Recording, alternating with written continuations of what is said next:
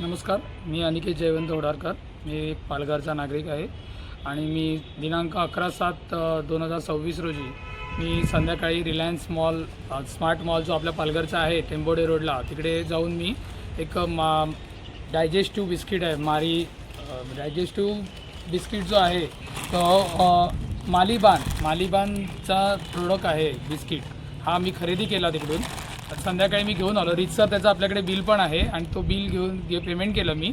आणि मग संध्याकाळी मी जेव्हा त्या घरी आलो, मी ते बिस्किट खाण्यासाठी उघडले, त्यावेळेला त्याच्या पुढ्यावरती आपल्याला जी आपण बघितलं तर ती एक्सपायरी डेट जी होती ती 23/6/2026 याच्यावर लिहिलेली आहे. आणि मी खरेदी केला 11/7/2026ला, म्हणजे जवळजवळ ते 17 दिवसानंतरसुद्धा ते प्रोडक्ट एक्सपायरी केलेले विकत होते.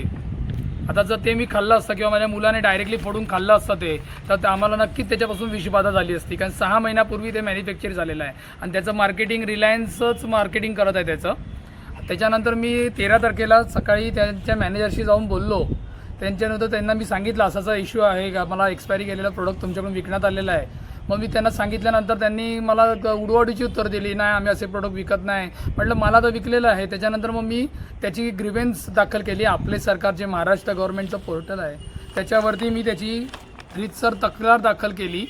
आणि नंतर मग मी आपल्या पालघर कलेक्टरमध्ये फूड अँड ड्रग्जचं जे डिपार्टमेंट आहे प्रशासकीयमध्ये, तिकडे जाऊन तिकडच्या AC साहेबांना, असिस्टंट कमिशनर जे आयुक्त आहेत त्यांना भेटलो आणि सर्व माझी तक्रार त्यांना सांगितली. त्यानंतर त्यांनी पुढील कारवाईसाठी आम्ही त्याची कारवाई करू असं मला सांगितलं. आज त्या गोष्टीला 5 दिवस होऊन गेले तरीसुद्धा त्याच्यावर कुठलीच कारवाई त्यांनी केलेली नाही आहे.